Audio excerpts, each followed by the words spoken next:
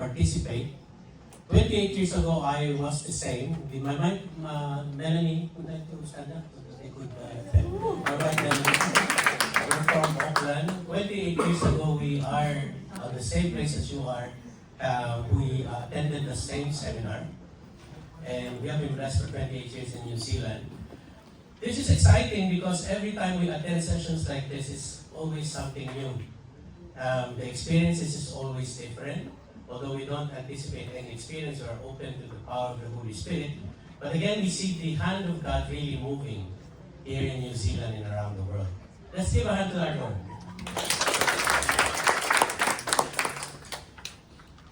Now, in 1967, the year that I was born, so you know my age by now, I'm older probably than Brad Chris. There were a group of university students who had a retreat in United States. And what they had during the retreat, they had a problem with water. They didn't have, they're having problem with the water supply. So they earnestly prayed for water so that in that weekend retreat, they'll be provided with that, not only the nourishment of the water to drink, also to clean themselves. You know, water is very basic, as Brother Reyes said that Bay of Plenty is blessed with plenty of water that makes the Bay of Plenty really, in a way, bountiful. So, with that, instead, with the earnest prayer, something happened in that retreat that they have experienced an outpouring of a different kind of water. It is the water of the Holy Spirit. And then he was born in 1967, at present more than 50 years now, the Catholic Charismatic Renewal, which is our community is part of. So it went like bushfire going around the world. So what is Charismatic Renewal? It is simply the outpouring of the gifts of the Holy Spirit. So today, I would ask, who among us here doesn't like any gift? All of us, right? Amen? Anyone who was like, no one can outdo the generosity of God. And God always makes sure that He gives us gifts, not only today, but every day of our lives. It's a matter of us being followers of Christ, acknowledging these gifts. Amen? So, we have heard in the talk who God is, that He created the world, and He loves us. And this the natural world that we see also has a supernatural aspect. So He has created. We know the story that we fell, so He redeemed us in a supernatural way. Who among you here have been in a courtroom? Courtroom? You have been a jury?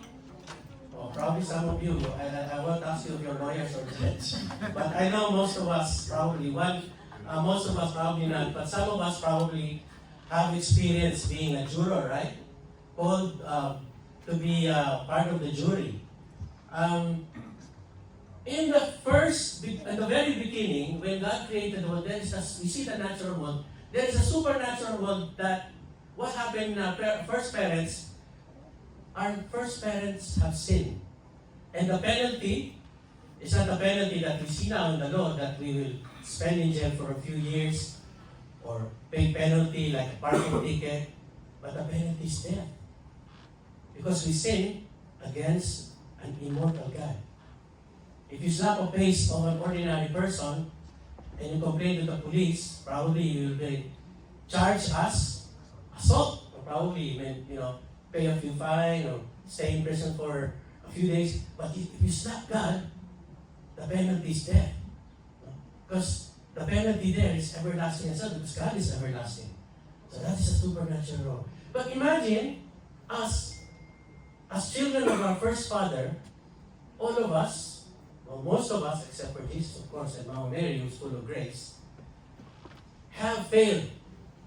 If we will see, we will be in the courtroom, we will be standing before the judge, and God will be our judge, and all of us will be there. No? We will be asking, how do you plead? Most of us, it is up to us if you want to plead guilty or not. But then again, the lawyer, again, the Holy Spirit acts like a lawyer.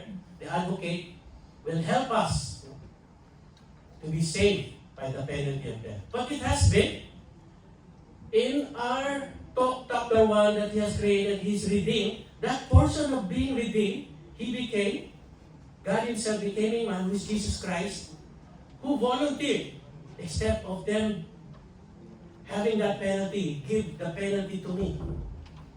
I will bear all the penalty of mankind, all the sin. I will die for them. So what happens now? All the people who are supposed to be pleading guilty or not guilty, accepting the gift of Christ who saves us, that He will bear all the penalty and the debt, will go out of that courtroom and being called, if they accept that gift of salvation, either to serve God as jurors or even as serving as helpers of the Holy Spirit. Can you see a picture of a courtroom now? So God created because He loves us, He redeems, and He sustains. When He saves us, there is a tendency for us, we can see in our salvation is concupiscence, a tendency to fall again. That's why we have this grace to repent and be forgiven again. So again, the Holy Spirit will act. So we see here, God the Father, God the Son, and the Holy Spirit working hand in hand. So this is me. And this talk we will hear about the receiving of the power of the Holy Spirit that comes upon us. So this is not something new. All of us is all of us, who among you here are not Christians? All of us are Christians. So if we are Christians, we have accepted the gift of baptism, we have the gifts of the Holy Spirit. In Isaiah, it simply says here, the gift of the Holy Spirit given to us, biblically are the gift of wisdom, the gift of understanding, counsel, might, fortitude, knowledge, fear of the Lord. So these are already us when we were baptized as Christians. We become part of the body of Christ.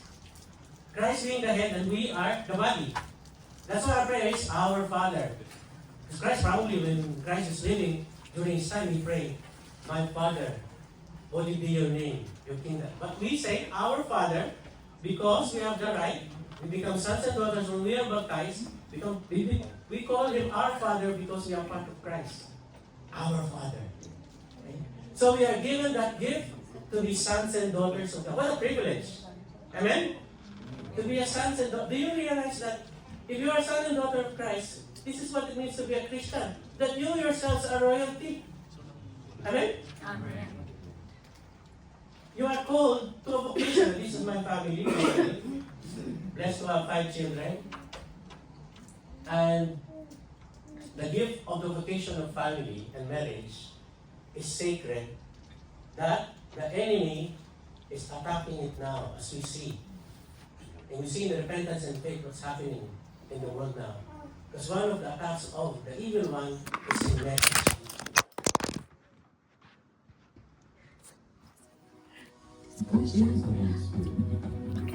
God is love.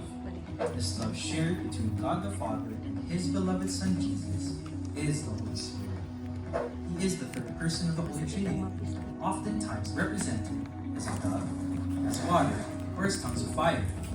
The dove represents the Spirit that comes down on us and continuously purifies our hearts. The water signifies fruitfulness of life given in the Holy Spirit, while fire symbolizes the Holy Spirit's transforming energy and renewing action. The Holy Spirit gives us the graces that we need to live our lives as Christians. The Holy Spirit enlightens the mind and gives us a deeper understanding of God and the mysteries of our faith. It also strengthens our desire to love, honor, and serve God. We celebrate the Holy Spirit at Pentecost. Pentecost is the feast known as the birthday of our Catholic Church. The word Pentecost is derived from the Greek word Pentekoste, meaning 50, signifying 50 days after Jesus' death and resurrection. Pentecost is the fulfillment of Christ's promise to the apostles before He ascended to heaven. In the Gospel of John, He promised that God the Father will send the Holy Spirit to teach and to remind the apostles of everything that Jesus told them, so they should not be afraid. In the Gospel of Luke, Jesus also promised that the apostles will be His witnesses and they shall be clothed with power from on high. So if Pentecost is the fulfillment of Jesus' promise, then what did happen at Pentecost? After Jesus ascended to heaven, Mother Mary, the apostles, and the first followers of Jesus were gathered together in the upper room. Then suddenly there came from the sky a noise like a strong driving wind, and tongues of fire came to rest on each one of them. They were all filled with the Holy Spirit, and they began to speak in different languages. There were devout Jews from every nation staying in Jerusalem at that time. These people ran over to see what all the noise was about, and were surprised to hear that their own languages were being spoken. They were so amazed that they asked, "Are not all these people who are speaking Galileans? Then how does each one of us hear them in our own native language?" Then Peter stood up and explained that what they were experiencing is an outpouring of the Holy Spirit. He then proceeded to proclaim who Jesus was, that he is the Savior who was crucified, died, and was raised from the dead.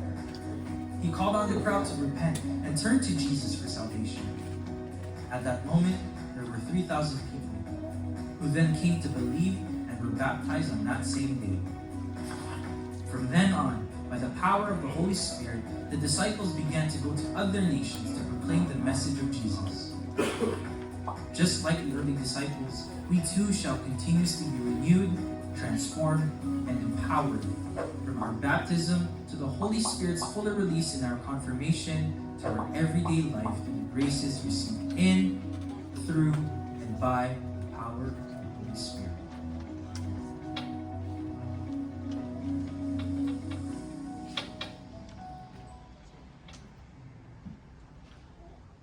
So basically, we are looking at a person who is the Holy Spirit.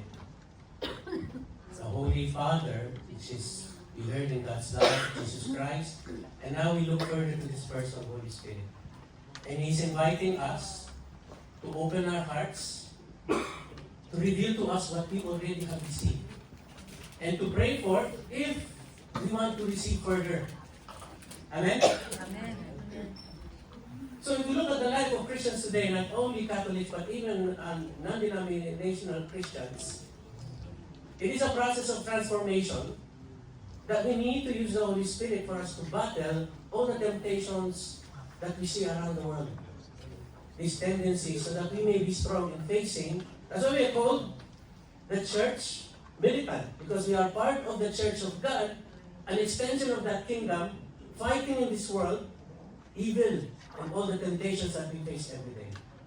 Because when we are baptized as sons and daughters of Christ, we are called to be transformed slowly, gradually, to be more and more like Christ in the end. And if we are transformed, we will be like Christ in a different version. Not the one that we see here, but a different form of Christ. The Christ that loves, patient, forgiving, and many more. So this is the picture of love in itself. Our brothers and sisters are here, our music ministry are here, and the service teams are here, because they have experienced that love, like me and my wife, that we have experienced in the last 28 years we've been part of the community. That living water that our brother is talking about will be given unto us. Now, where do we experience this living water? Powerfully in the sacraments. Sacrament of Eucharist. We see Christ Himself. The body, blood, soul, and divinity. The sacrament of healing in our confession. So this is never ending. This will help us in our journey. But if we look at other Christians, we see now that there is lack of power and effectiveness. Because there was a time in the church where they were thinking Pentecost happened long time ago because we don't need it anymore. We have the church and the sacraments. We don't see this power anymore. So there was this belief of secession of the gifts. But the gifts are there for us to use. Why I stayed in the community for the last 1998 up to now? Simply because I've seen this power myself. I've seen transformation. I've seen healing. Not only physical, spiritual, relational. So this is the power of God. As it says in the Bible, the power of God is not the power of words, but a real power that we see in the church. And this power, as we see in the Bible, to the point where in the early Catholics, it's only in the last 500 years ago when we had non-denominational Christian, the first 1500 years were all Catholics. If we look at the Pope, I said to my Irish workmate, oh, you have a new Pope. Yes, we have a new Pope. If you trace it from St. Peter up to now, we can trace the succession of Christ. When he founded this church, which is called Catholic Church, the very source of Christianity. And we see here the first Catholics, despite of facing being slaughtered by lions, being tortured, they have a strong, dynamic power that they could see in their lives. Not only them, but we can see this from the history of the church, the power of the holy saints. Some of them, they could pray and they would levitate. Some of them, they could see them in different places by locution. Oh, how come we saw this person still alive and see he's in another country? Padre Pio, before a person confessed, he could see the sins. Is that all your sins? Tell me more. Oh, yes. Blah, blah, blah, blah. Then he would still listen. Well, my dear brothers and sisters, the gifts of the Holy Spirit, numbering 7, does not mean that's the only gift of the Holy Spirit. The 777 means that it is an everlasting gift. There was a person in America who has a gift of healing. And he's serving in a parish, and he said, I have seen so many gifts that none of them I've seen in the Bible. There is this person, a parishioner in his parish, that every Mass, that person can see Christ in the Holy Eucharist, the face of Christ. Many, many more. I've seen as well, many, many more. Gift of vision, discernment of spirits. But how do we know this? Only if we involve ourselves in practicing the gifts of the Holy Spirit in us.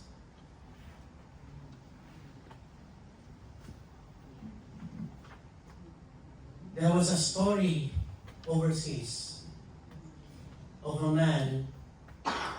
He was still a boy. His father was murdered in front of them with his family. His father was killed. And he told himself, as I grew up, I will perfect myself to be a martial artist. One day, the ones who killed my father, I will kill them. So he grew up, physically strong, expert in martial arts, and one day God has called him to be part of the CLP. So he became a Focus for Christ, and he became a leader, only to one day discover the one who killed his father was one of the participants. So he was confronted by this dilemma. Shall I kill this person now that I'm in the renewal? Only to realize then, after the CLP, he became part of his household. And during the graduation, he has forgiven this person. This is the power of God. Let's give up to the Lord. So, if you have been hurt by a person, how can you not forgive if you see the power of God? Amen? Amen. This is the source of power that we have. The Holy Spirit that we always pray in our profession of faith. That you, O God, the Holy Spirit, is one person of the one God, one of the three, consubstantial with the Father and the Son. With the Father and the Son, He is worshipped and glorified. From creation, the Spirit of God is moving in the waters. And then before we were created, they were saying that God, we're talking, having a conference, three of them. we will create a person. Let us create him like us, with a body and with a spirit, created in His likeness and His image. And the Holy Spirit didn't stop there. Even though they sinned, the Holy Spirit, we could see that He went through the prophets. And the prophets could talk to God. The spirit of Elijah, the fire, and the miracles. The spirit of the Holy Spirit making Samson strong. This is the work of the Holy Spirit from the Old Testament. Come to the New Testament, where Christ manifested the gifts of the Holy Spirit, starting when? And even before that, when He was baptized, remember? Heavens opened. That, brothers and sisters, is what happened to you and your children when you go to baptism. They don't see it, but it is a reality. The heavens open. The heavens open. And the voice of Christ, the God, is pleased. This is my son. This is my daughter. And from there, those gifts are there.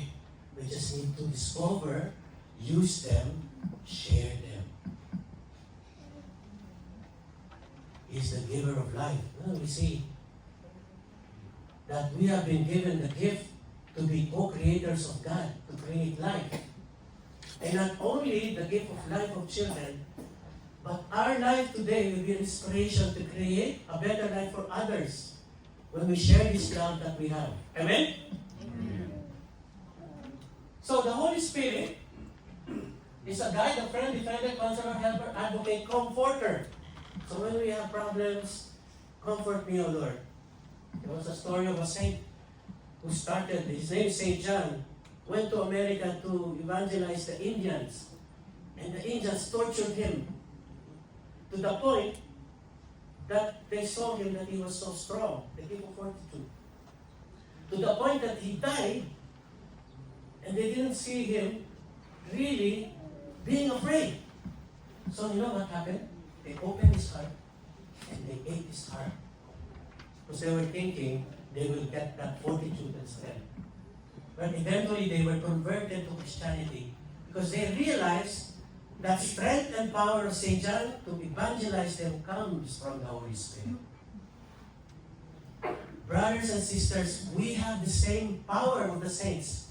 It is in us. It is up to us if we will practice the gifts of the Holy Spirit. We become one with God. So after confession, what happens to us? We are in a state of grace. We are holy. To the point where actually, if we die after that, we will be straight to heaven because we are in a state of grace. So when St. Paul said that the Holy Church, describing the community of believers, are saints, he was trying to say that they are in a state of grace. So that is the one that we need to strive every day, a perfect union with God. Union not really saying that you're always conscious, I don't want to sin, I don't want to sin. Union meaning that you have a strong relationship with God, that to sin is something for you that is like, it's unbearable. You are not afraid to go to hell, but you are afraid to be separated from a loved one eternally. This is the union and a strong relationship with our God. We have a new nature wherein we strive to desire to be with God every day, since we are in a journey of transformation. I went home after a few years, and my friend, who I used to go out when we were young, we would get drunk. We would how do I describe that? We go together. We make chicks. But when he saw me, he's asking me to do the same thing. I told him no, and then he told me something is new with you. You're different. You're not the friend I had before. You have changed. Of course, that was before I got married. I was a womanizer. We have the power to serve. Service is something that we are called for our transformation. We allow God to use us, not because we want, ourselves that we can do it, but because we allow ourselves to be used by God as His hands and feet. What is the reading for today? It is about the parable of the gifts, the servants. One were given 10, one given 2, 1. In the very end, they asked in the parable, what did you do to my gifts? So we have natural gifts, we have supernatural gifts. In the very end, when we meet God, these are the very, very basic questions He's going to ask us. What did you do with my gifts that I give you? The power to forgive. I ask you, with your children, did you form them well? I ask you to serve in the church. I ask you to serve in the community. I ask you to serve and give to the poor. What did you do?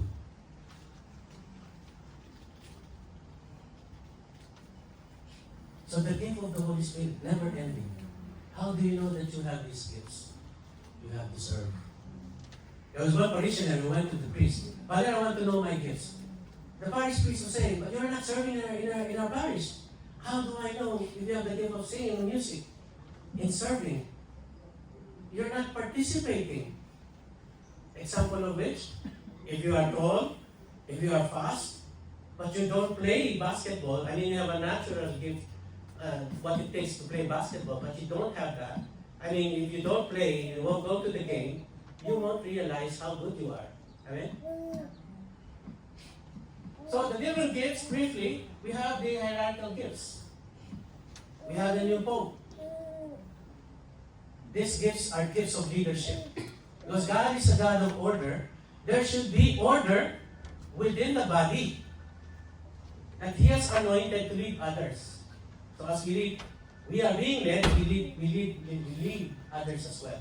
So it's important we recognize the leaders of our church, the Pope, the bishops, the clergy. The bishops are the successors of the apostles.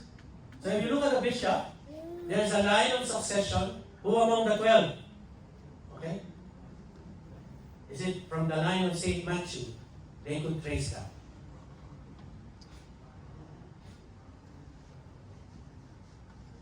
So these are the 9 charismatic gifts in Corinthians. When Paul mentioned these gifts, what happened in Corinthians is that despite of having these gifts, they continue to sin. So we don't attach the gifts of the Holy Spirit with holiness. These gifts are given to us to be responsible to strengthen the community and the body. The gifts from Isaiah when we are baptized are for our personal gifts, for us to be holy. But when we are given this responsibility as part of the community, as part of the parish or diocese, we have the responsibility to use it for God's glory in Christ's body. Teaching gifts, wisdom and knowledge. The sign gifts, faith, healing, miracle. These are all gifts to point to Christ. No? If we are given the gift of healing, give me money, I'll pray for you to get well, but tomorrow give me something. It's not there for us to get rich. Miracle, meaning that it is outside the supernatural. What do you call this? There is a natural world, right? So if you go to a 10-story building and you will jump, what will happen to you? You will die. That is the natural law. In America, there is a supernatural law. You will jump and you will die. So that's a miracle. You didn't die. Okay. So we have saints in our church. When you become a martyr, you only need one miracle. No? So that they would canonize you as a saint. But if you didn't die of martyrdom, you need 2 miracles. Meaning that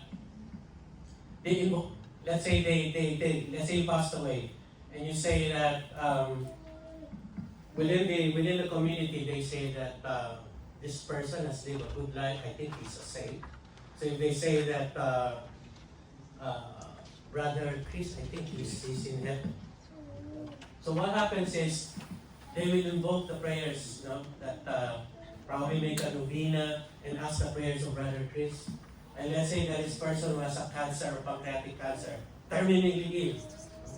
And all of a sudden, that person miraculously, just a few days later, no more cancer. And there were a panel of doctors saying that they couldn't explain scientifically that this person has been healed naturally.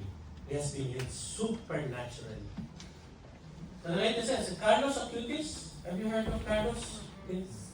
Many miracles have been attributed to him in prayers, testifying that he is a saint. Revelational gifts, prophecy, discernment of tongues, interpretation of tongues.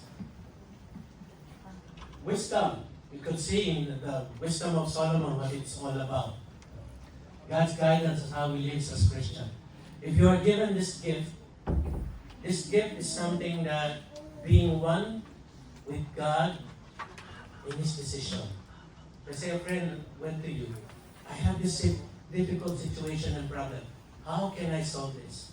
And you pray to God, and God reveals to you the solution. You have the gift of wisdom. The gift of knowledge. You don't understand why, but you know that is the truth. Father Carlos Martin was an atheist.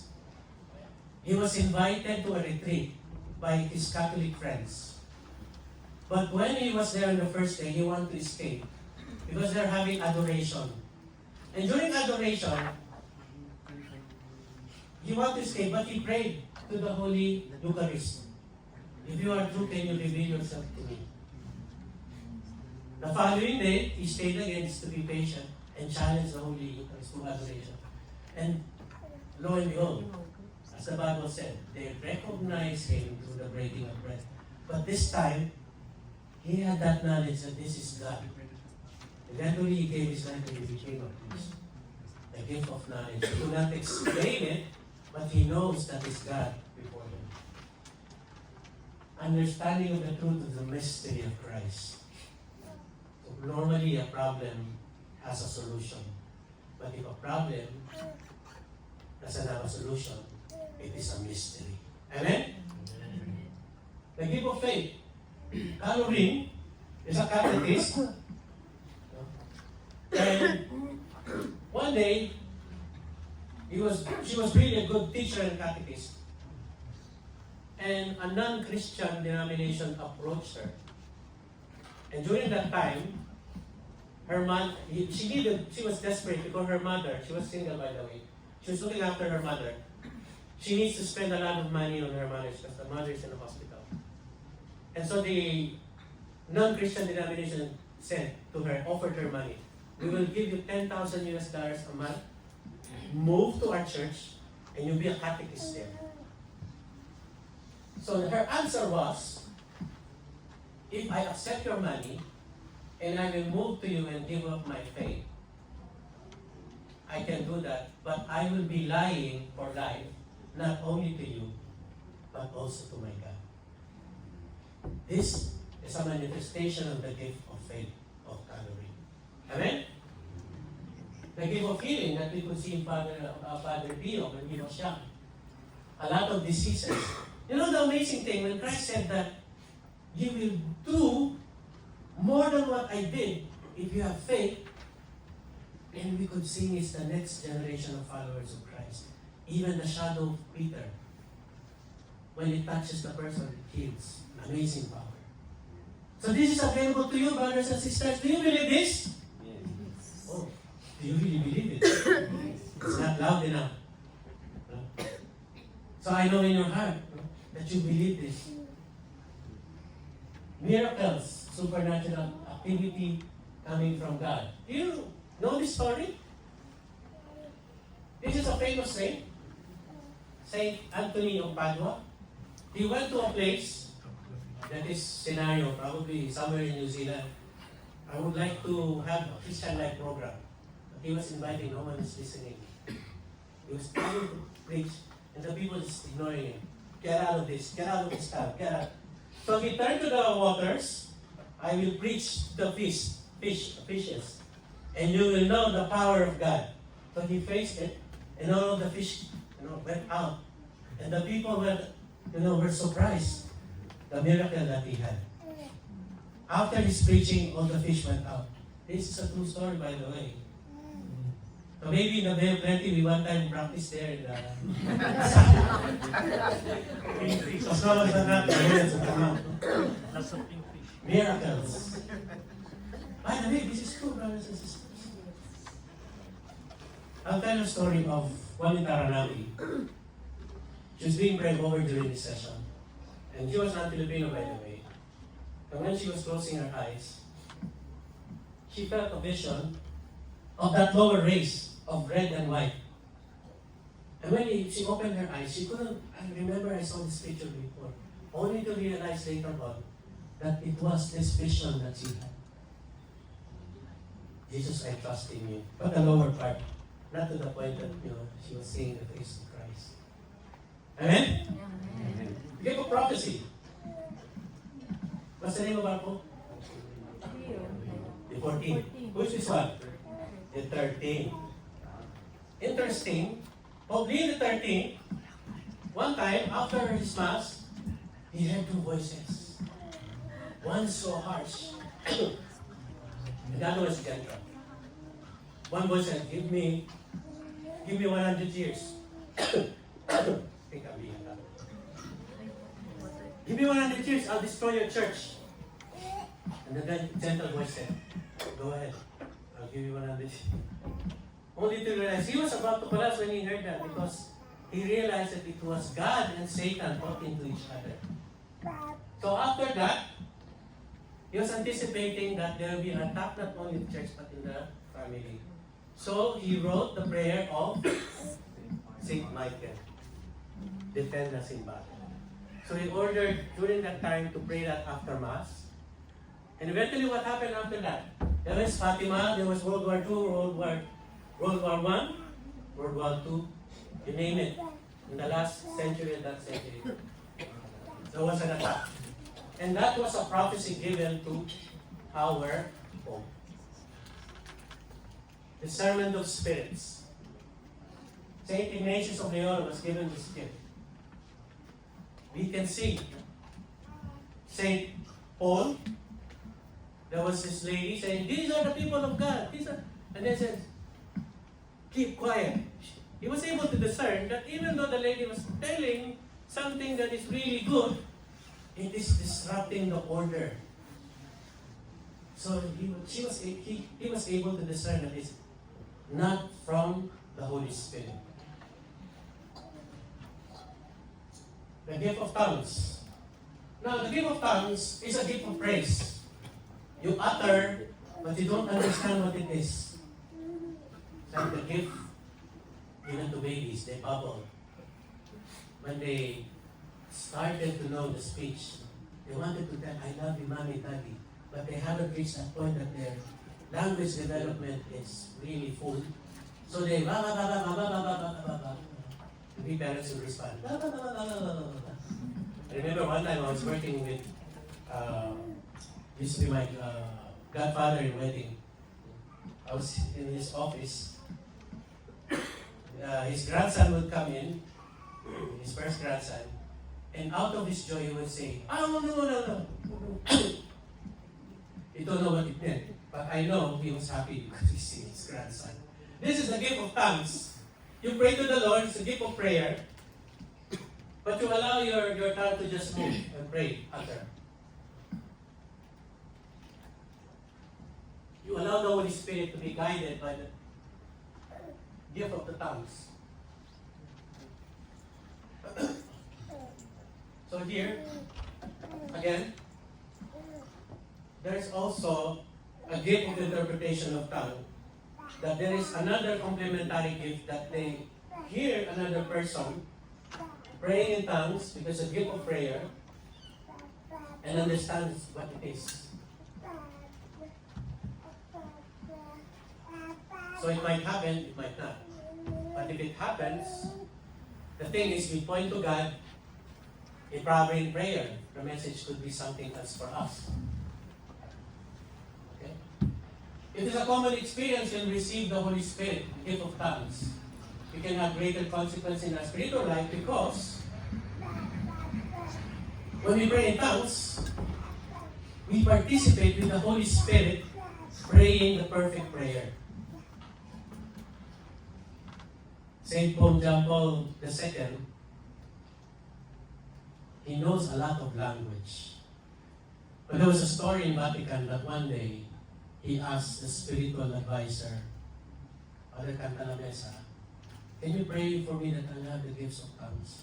Now, Father Cantalamessa was saying, he's a retreat master in Vatican, you already know a lot of words, a lot of language. Why still need the gift of tongues? And then Pope John Paul II said, I want to know the language of angels praising God. So this is a special gift. But it's not a question if you receive this gift. It's a question of how are you going to use this gift. So if you experience it during the prayer over, just allow yourself to move your tongue. The scenario is you pray, la la la la la la la. But if your tongue moves, allow to surrender and yield to the Holy Spirit to allow it. I attended a session like this, and one of the brothers shouted because he controlled his tongue. He controlled his tongue and thought that he's going to have a stroke. Instead of surrendering and yielding to the Holy Spirit to praise God. You know what I mean? So if it happens to you, just relax. You don't have to shout. You just have to praise God in a, la la la la la la la la la. And if it happens, it's just quiet. There is no, I myself have experienced it. There is nothing that you will get hurt or what. It's just your tongue praising God. And remembering God is with you and the Spirit lives in you. Amen? It is a gateway for life in the Spirit because through it there is power affirming the presence of God. So we should decide all and ask for the gift of tongues because the gift of praise is something that it is pleases God. Let's just begin by praising God in our own words and then focus on God. Let us not analyze the sound that we hear or resist the temptation of thinking that it is just us. We had a tongues workshop with the handmaid of the Lord. They're all ladies. And one of the ladies, she couldn't control. And instead of being joyous, she cried. And she got afraid. Instead of just praying, allowing. So whatever it is, what Spirit or gift you receive, do not be afraid. Because that gift is for you, not only to be transformed, but for you to build the body. So do you believe you have the gifts of the Holy Spirit?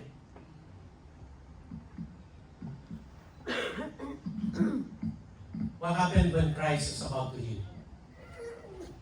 He asked always, do you believe? And there was one point of the guy that he was healing. Help me in my unbelief. So what happened? They could see, they could hear, they could walk. In our confirmation, we have confirmation of the wisdom, understanding, courage, knowledge, and reverence. So these are already in you. Who among you here haven't had confirmation? All of you had confirmation? Okay. So you had the baptism, so that's the gift there. Confirmation.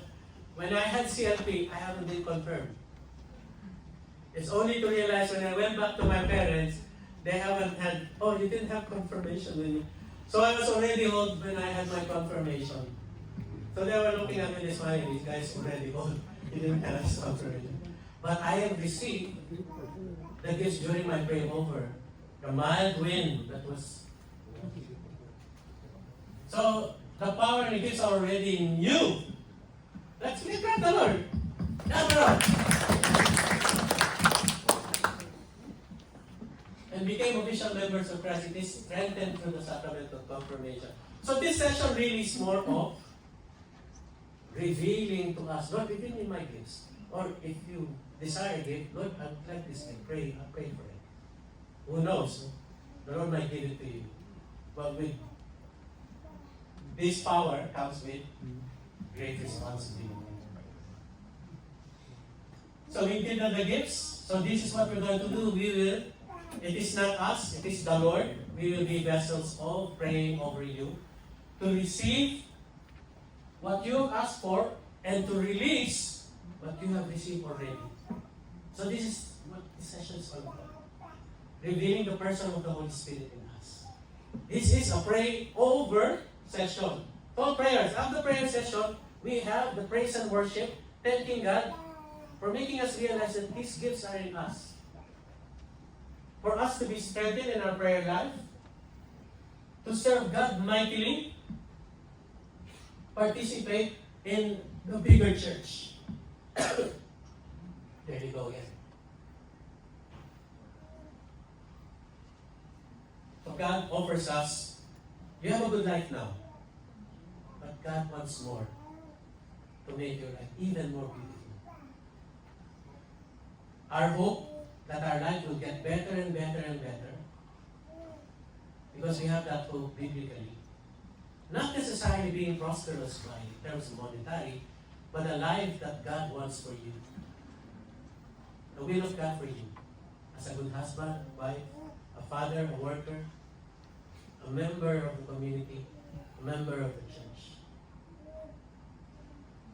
Let us experience this so-called Pentecost in our lives, that the Holy Spirit, together our mother, who is also called the spouse of the Holy Spirit, will be with us, praying for us. So this is the power of the Holy Spirit.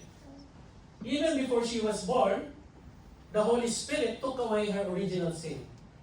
That's why she was the Immaculate Conception. Amen? Amen. That's a great power of the Holy Spirit.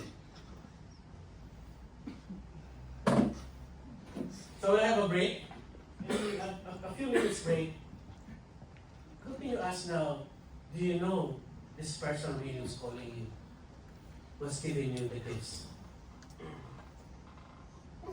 And before the prayer session, try to reflect. Do you want any more particular gifts that the Lord wants? Okay. So, I'll give now the floor to Brother Chris. Thank you, Roland. To prepare with you with the